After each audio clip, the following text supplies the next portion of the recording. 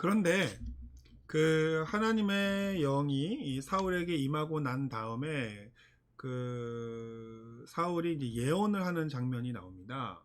그게 이제 10장 10절인데, 선지자들의 무리가 그를 영접하기 위해 기브야에 이르렀고 하나님의 루아흐가 사울에게 크게 임하였고 사울은 그들 가운데서 예언자처럼 보이는 행동을 했다라고 이야기를 하는데, 이때 사용되는 단어가 아, 나바 동사의 히트 파일 형태에서 히트 나베라고 하는 형태예요. 근데 이게 사실은 다른 데서는 뭐 번역이 어떻게 된다 하더라도 원래 사전적인 번역으로는 예언자처럼 행동하다의 뜻을 지니고 있습니다. 그러니까는 사울이 예언자처럼 행동을 한 것이죠. 예언자는 아니지만. 그래서 사람들이 이 사건을 통해서 사울도 예언자의 무리에 있더냐라고 하는 속담을 만들어냈는데, 자 여러분, 이때 만들어낸 사울에 관련된 이 속담이 사울에게 좋은 걸까요? 나쁜 걸까요? 이 당시에 나타난 이 하나님의 영에 의해서 예언을 한 것은 이 10장 10절에서는 사울에게 좋은 도움이 되는 걸까요? 아니면 사울의 왕권에 안 좋은 점이 안 좋게 되는 걸까요? 좋게 되는 거죠. 왜냐하면 이것이 바로 하나 사무엘이 말했던 마지막 징표니까. 왕이 되는 마지막 징표이기 때문에 이거는 왕을 인정하고 인준하는 기능으로서의 속담입니다. 히트나베. 그런데 제가 발견하게 된 것은 나중에 이 사울이 이 하나님의 영이 임해서 또 이렇게 예, 예언을 하게 되는 장면이 나와요. 어디냐면은 이제 사울이 사람들을 보내서 다윗을 쫓아가서 잡으라고 할 때 하나님의 신이 강하게 임하셔서 그 사울에 보낸 사람들을 다 이렇게 예언하게 하고, 심지어는 사울로 하여금 온 몸을 나체로 발가벗게 하고 온종일 바닥에서 뒹굴게 하는 장면이 나오죠. 그때 사용되어진 단어도 히트나베예요. 여기서 중요한 것은 똑같은 단어인데, 똑같은 히트나베인데, 하나는 왕권을 증명하는 본문에서 사용이 되어지고 또 하나는 왕권을 모독하는 사건에서 사용되어진다는 거예요. 그런데 이게 공교롭게도 다윗의 등극기에서는 사울을 조롱하는 용도로 사용되어지고, 히트나베가 사울의 등극기에서는 사울의 왕권을 확증해주는 기능을 하고 있다라고 하는 거예요. 똑같은 단어인데 어떻게 한쪽에서는 사울을 왕권으로 인정하는 본문에 나타나고 하나는 사울의 왕권을 조롱하는 본문에 나타나느냐는 것이죠. 그래서 저는 이 원래 히트나베라고 하는 이 단어가 원래는 사울에게 유리하게 사용되어지던 단어였는데, 나중에 다윗에게 시대에 있어서는 사울을 조롱하는 단어로 바뀌었다라고 저는 생각합니다. 그러니까 뭐 쉽게 얘기하자면 이거죠.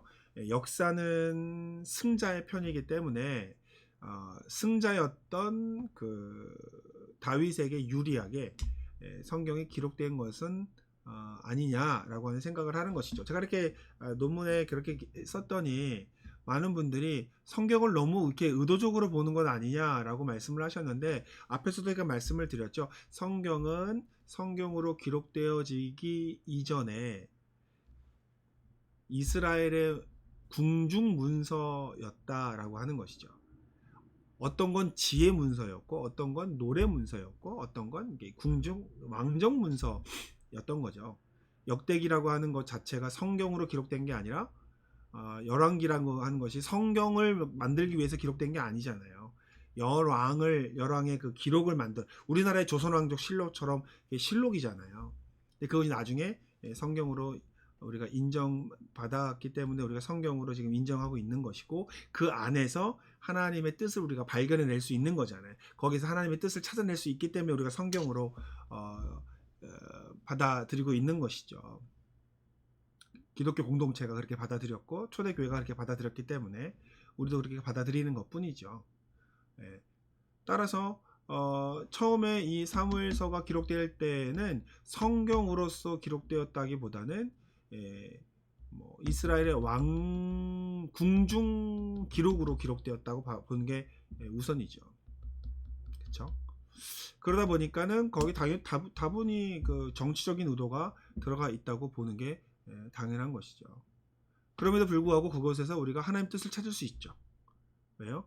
하나님께서 언제 사울을 택하셨는지, 언제 사울을 버리셨는지, 그리고 언제 다윗을 택하셨는지, 언제 또 다윗을 벌하셨는지를 우리가 보면서 하나님의 뜻이 여기에도 담겨져 있구나, 하나님의 계시가 여기에 담겨져 있구나 알 수가 있는 거죠.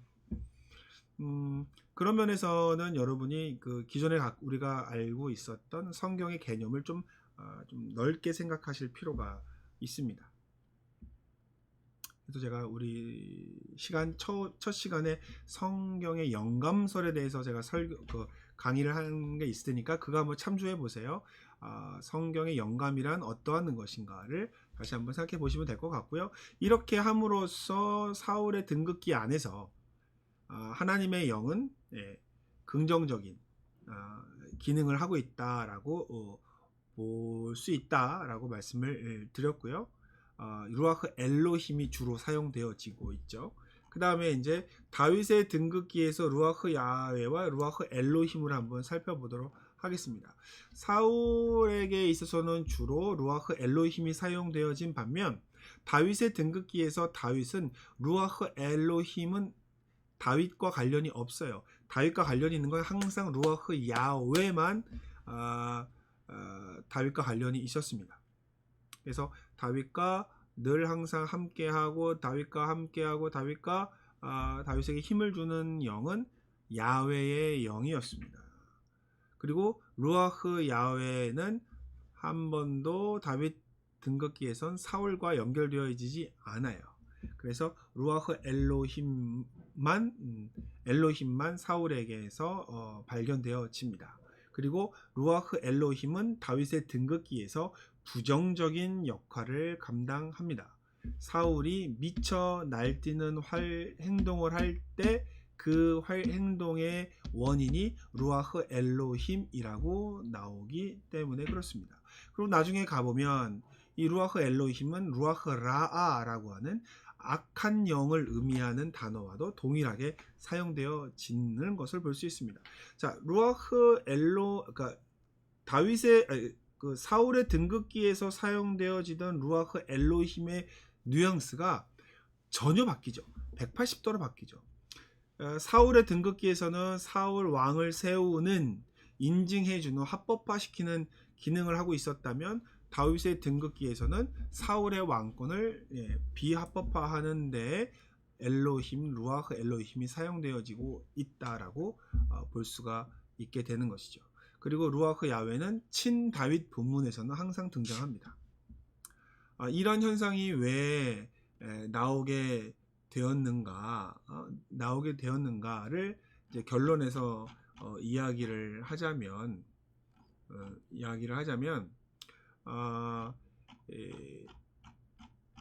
사울이 그 왕이 되기 위해서는 사사들의 역량을 뛰어넘어야만 했었다라고 말씀을 드렸죠.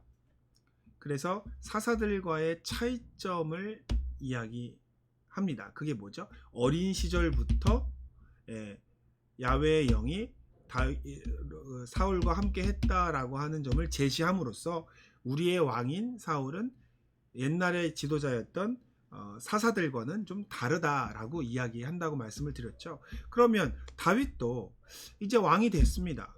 다윗이 왕이 됐으면 다윗도 자기의 왕이 된 것을 합법화시켜야 할 필요성을 갖게 되죠. 왜냐하면 다윗을 반대하는 세력들이 존재했잖아요. 누구죠? 사울을 따르는 사람들이 있었습니다. 그렇기 때문에 다윗은 사울파에 속하는 사람들의 공격으로부터 자기를 방어할 수 있는 어떤 그 합법화의 수단이 필요했던 것이죠. 그래서 다윗 등극기가 나온 거고, 그러면 솔로몬에서는 솔로몬의 등극기가 별로 없어요. 솔로몬 등극기가 없습니다. 왜요? 솔로몬의 정당성을 의심하는 사람들이 없죠. 왜냐하면 왕조가 되어서 왕을 계승받은 거기 때문에 솔로몬은 자기의 왕권을 증명해야 할 필요가 없습니다. 그러니까 등극기가 없죠. 그러나 다윗은 달라요. 다윗은 왕으로 태어나지 않았잖아요. 왕의 사위였지. 왕의 사위는 왕이 될 수 있는 로얄 패밀리가 사실은 아니죠. 왜냐하면 사울의 아들인 요나단이 왕족이지 왕이 될 수 있는 적통이지 다윗은 아니었거든요. 그런데 사람들이 다윗으로 하여금 왕을 찬탈했다라고 하는 누명을 이제 씌우니까 다윗은 자기가 왕이 찬탈한 게 아니라 나는 아무것도 하지 않았지만 하나님 나에게 왕위를 넘겨주셨다. 나는 사울도 죽이지 않았고 요나단도 죽이지 않았다. 라고 이야기하는 내용이 이제 다윗의 등극기 내용이죠. 결국은 다윗은 칼을 대지 않고 하나님으로부터 그 왕권을 넘겨받은 왕으로 자기를 이야기하는 것이 다윗 등극기거든요. 그러면서 다윗은 자기가 이전의 왕이었던 사울과도 뭔가가 차이 나는 점을 나타내야 했었습니다. 그게 뭘까요? 다름 아니라 16장 13절에 있었던 하나님의 영이 나에게 머물러 있다라고 하는 거예요. 다윗은 사울이 갖고 있었던 그 영의 개념을 다 갖고 있습니다. 어린 시절 사울이 하나님의 영으로부터 영을 만났던 그것도 다윗도 갖고 있어요. 어린 시절 16장 13절에 사무엘이 이새의 아들을 만나서 기름을 부을 때부터 하나님의 영은 다윗과 함께 하셨어요. 어렸을 때부터. 그리고 그 이후 다윗을 떠난 적이 없습니다. 그런데 사울은 하나님의 영이 떠났다고 16장 14절에 기록되고 있죠. 이러면서 사울은 사사와 사울이 다르고 사울과 다윗이 다른 장면이 등장하는 것이죠. 그래서 결국 다윗은 이전의 사사와도 다르고 이전의 사울과도 다른 또 다른 왕정 시대가 열린다라고 하는 것을 이야기했다라고 저는 이제 생각을 합니다. 그래서 결론적으로 정리하자면 다윗 등극기 저자는 16장 1절 13절에서부터 다윗의 합법화를 주장하기 위해 사울의 어린 시절 이야기와 비슷한 구조로 다윗의 어린 시절 이야기를 구성하였고 모든 면에서 다윗의 것이 사울의 것보다 우수하다는 것을 보여주려 하였다라고 하는 겁니다. 사울이 이스라엘 사람들에게 굉장히 강인한 인상을 남긴 왕이었어요. 소를 12개로 쪼개서 이스라엘 백성들로 퍼뜨린 다음에 군사를 데리고 암몬을 무찌른 그것은 굉장히 큰 인상을 남겼습니다. 따라서 그 사울을 넘어서기 위해서는 사울의 최대 강점이었던 그 하나님의 영이라고 하는 부분을 또 강조해야 할 필요성이 있었던 것이죠. 오늘날 우리가 보면 대통령이 되잖아요. 그러면 현재의 대통령이 이전 대통령과 자기를 차별하려고 하는 정책들을 펼치는 걸 우리가 보잖아요. 마찬가지입니다. 하나님의 영을 갖고 있었던 다윗도 하나님의 영이 있었던 사울과를 차별화시키고 싶었던 점이 있었기 때문에 이러한 그 차별점을 나타냈다라고 볼 수가 있다라고 하는 것이죠. 그래서 결론적으로 이야기해 보면 이 루아흐 야훼와 루아흐 엘로힘이라고 하는 이 신명의 교차는 단순한 교차가 아니라 다윗과 사울이라고 하는 그 두 존재의 어떤 라이벌 관계에서 이해를 할 때에 좀 더 잘 이해가 될 수 있다라고 하는 것을 이제 통계학적으로 또 본문적으로 분석을 한 것이 제 논문이라고 볼 수가 있습니다. 여러분들 중에 여기에 이해가 안 되는 부분들이 몇 부분이 있다고 말씀을 이제 하셨는데 이제 그 부분은 이제 편집의 의도에 있어서 여러분들이 좀 이해를 하기 힘드셨던 것 같은데 이 편집의 의도는 제가 앞에서 설명드렸듯이 성경이라고 하는 것은 완성되어지기 이전에 굉장히 유동적이었고 또 이 성경이라고 하는 어떤 이 거룩한 타이틀을 갖기 전에는 왕정의 궁중의 문서였다라고 하는 것을 기억해 두실 필요가 있어요.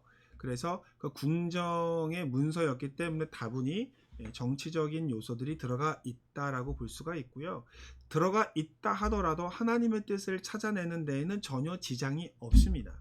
그 속에서 우리는 순종하지 않았던 사울을 알게 되고 순종했던 다윗을 알게 돼요. 따라서 하나님의 뜻은 순종하는 왕에게로 이어진다라고 하는 것을 우리가 당연히 알게 되죠. 따라서 그런 정치적인 의도를 가지고 있다 하더라도 우리가 하나님의 뜻을 발견하고 하나님의 뜻을 찾아내는 데는 전혀 지장이 없어요.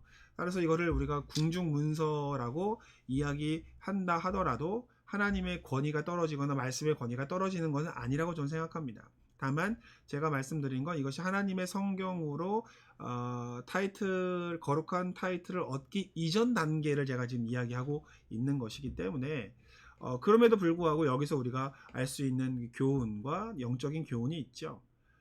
뭐냐면 사사들은 능력성이었습니다. 근데 사울은 능력과 관계성을 갖고 있어요.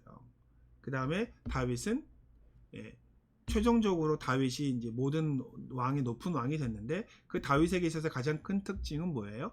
지속성이다라고 하는 것을 우리가 알 수가 있죠. 그래서 성령의 관점을 보면 성령론의 관점을 보면 사사들은 일시성이라고 볼 수가 있고 그 다음에 사울은 관계성이라고 볼 수가 있고 그 다음에 다윗은 지속성이라고 하는 부분을 강조하고 있다라고 따를 수가 있습니다. 그래서 저는 오순절 주의자로서 우리가 능력성에만 귀를 기울이거나 관심을 기울이지 말고 관계성과 지속성에도 관심을 기울여야 한다라고 말씀을 드리고 싶어요. 능력이 있는 지도자들, 이 영적 지도자들이 관계성과 지속성을 이루지 못하면 이제 어떻게 되냐면 이제 타락하죠. 무너지는 것을 많이 볼 수가 있지 않습니까? 그런 것처럼 능력성과 관계성과 지속성을 골고루 겸비해야 하겠다라고 하는 그 교훈을 저는 이 연구를 통해서 알게 됐습니다. 그래서 오순절 성도인 또 리더인 여러분들도 하나님의 성령을 능력으로 받고 또 관계적으로도 유지하고 그 다음에 지속적으로도 유지하는 그러한 지도자들이 되시기를 바라는 마음으로 이 논문의 결과를 냈는데요. 어쨌든 학문의 현장 속에서는 좀 더 약간 날카롭게 질문을 하고 약간 좀 레디컬한 부분들이 있기는 해요. 하지만 그럼에도 불구하고 우리가 영적인 교훈을 뽑아낼 수는 충분히 있다라고 하는 것을 제가 여러분들께 다시 한번 자신 있게 말씀을 드리고요. 이 내용이 그렇게 어렵지는 않으실 거예요. 제가 쉽게 풀어서 썼기 때문에 어렵지는 않은데 사실 논문이 그렇게 쉬운 건 아니에요. 제가 한글로 이렇게 쉽게 이렇게 풀어 써서 쉬운 거지. 근데 이것이 발견해 놓고 보면은 간단한데 이 간단한 거를 수백 년 동안 아무도 얘기하지 않았다는 게 신기할 정도로 저는 이 논문을 보면서 이거를 눈에